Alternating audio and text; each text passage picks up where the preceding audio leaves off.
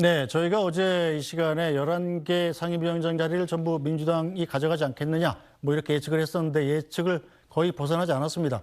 자, 최현선 논술위원, 네. 오는 내일 모레 본회의에서 또 7개 상임위마저 전부 네. 민주당이 가져갈 가능성이 높아졌는데 네. 일단 법사위를 민주당이 장악하지 않았습니까? 네. 법사위를 장악하면서 민주당이 지금 앞으로 검찰개혁에 집중하겠다 이런 뜻을 밝혔다고요? 네, 뭐 이건 사실 이제 원구성 협상하고 조금 결이 다른 부분들도 좀 있는 네. 것 같습니다. 이건 뭐 이화영 전 부지사 재판 관련이라든지 그 외에 기본적인 어떤 사법 리스크와 관련된 그런 네. 측면들도 있겠죠. 그리고 이제 이화영 전 부지사 재판과 재판 결과가 나오면서 그 이후에 이제 민주당 내 일부 의원들 또 법조 출신의 의원들이 판결에 대해서 강한 불만을 제기하고 있지 않습니까? 네. 뭐 그래서 지금 화면에 나오고 있습니다만은 위에서 세 번째 관련이 이제 법 왜곡죄 이런 걸 생소한 법인데요. 예. 판검사가 이제 법을 왜곡해서 사건 당사자를 불리하게 한 경우에 처벌하겠다. 또 검사 기피죄. 뭐 재판부 기피죄는 들어봤습니다만은 이제 재판부뿐만 아니라 수사 검사 교체도 요구가 가능하다. 뭐 이런 법안들을 만들겠다는 얘기가 나오는데 이 부분은 제가 이 방송 들어오기 전에 네. 박채구 의원한테도 저거 민주당 당론 맞습니까?라고 네. 물어보니까 당론 아니라고 그랬습니다. 그냥 아이디어 차원에서 내온 건가요? 몇몇 의원들이 이제 저 얘기를 하고 있는 것 같고요. 글쎄요, 이제 저런 얘기들은 원구성 협상하고 마찬가지입니다. 지금 이 원구성에서 민주당이 밀어붙인 부분을 독선, 독주, 오만 프레임으로 여론이 인식할 것인가 아니면 거부권에 맞서서 야당이 입법에 속도전을 낸 것으로 인식할 것인가 어떤 네. 프레임이 더 먹혀서 여론이 어떻게 움직이느냐 이게 사실 결정적인 거거든요. 네, 그리고 국회 안에서 하나 더 보자라면 네. 다른 야당들, 민주당 말고 다른 야당들. 어제는 다른 야당들이 다 같이 했습니다. 네. 민주당과. 근데 과연 앞서 보신 그런 법들 만드는데 다른 야당들 같이 할지 뭐 그런 부분들이 하나의 관전 포인트가 될 것 같습니다. 네, 자 박성미 전 최고 일단 박찬대 원내대표 오늘 SNS에 보니까 이 이화영 전 부지사한테 이제 실형 판결을 내린 1심 재판부를 비난한 기사를 공유를 하면서 거기다 이렇게 썼더라고요.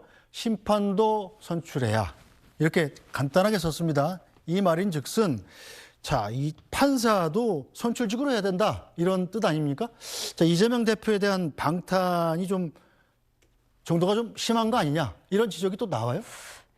일단은 뭐 이재명 대표에 대한 방탄 이전에 이 네. 삼권 분립의 그 취지가 있지 않습니까? 그래서 사실 사법부에 대한 비판은 뭐 여든 야든 자제를 하는 것이 맞다. 뭐 검찰 수사 과정에 대한 문제 제기는 뭐 많이 있어 왔지만 이 판사의 판단에 대해서는 판결에 대해서는 가급적 말을 아끼는 것이 이제 저희가 오랫동안 합의해온 전 룰이었다고 생각을 합니다. 근데 여기에 대해서 좀 비판적인 시선을 내비치고 있는 이유는 어쨌든 민주당 입장에서는 이화영 전 부지사 측에서 폭로했던 그런 뭐 진술 회유, 조작, 협박 의혹들이 있는데도 불구하고 선택적으로 이화영 전 부지사에게 좀 유리하지 않은 또는 불리한 이런 증거들만이 채택된 게 아니냐. 그리고 김성태 전 쌍방울 회장의 진술이 여러 차례 바뀌었음에도 불구하고 그의 주장이 너무 신뢰를 받았던 거 아니냐. 이런 부분들에 대한 그 검찰 수사에 대한 비판도 크게 있었던 거거든요. 그러다 보니까 이제 1심 재판부에 대한 그 비판까지도 가는 것 같은데 저는 개인적으로는 여기에 대해서는 좀 시점이 아쉽다라는 생각입니다. 뭐 판사 선출제 없는 제도는 아닙니다. 미국 같은 경우에는 미국에선 뭐 주마다 다 다르기도 주마다 다르긴 하고 하지만 있죠. 예. 네, 혼합되어 있는 경우도 있고 뭐 임명인 경우도 있고 선출되는 경우도 있다고 하는데 뭐 그런 제도 자체에 대한 도입 필요성을 이야기하는 것은 뭐 정치적인 상상력으로 해볼 수 있는 일입니다. 네. 하지만 그걸 왜 굳이 지금 얘기를 꺼내느냐. 이것은 결국에 제1야당이 받은 그 국민으로부터 부여받은 권력을 소위 말하는 재판부를 압박하는 데 쓰는 것이냐라는 비판을 받기에 충분하거든요. 그래서 저는 그 오얏나무 아래에서 가끔 고쳐매지 말라는 말처럼 좀 조심해야 하지 않을까라는 생각이 있습니다. 네, 저 이승환 위원장 일단 민주당이 여러 가지 비판받을 만한 법률을 발의를 한다면 국민의힘 입장에선 저지를 해야 될 텐데 어떻게 할 겁니까? 저지할 수 있는 방법, 정말 국민 마음 사는 방법밖에 없는데요. 지금 민주당이 해도 너무합니다.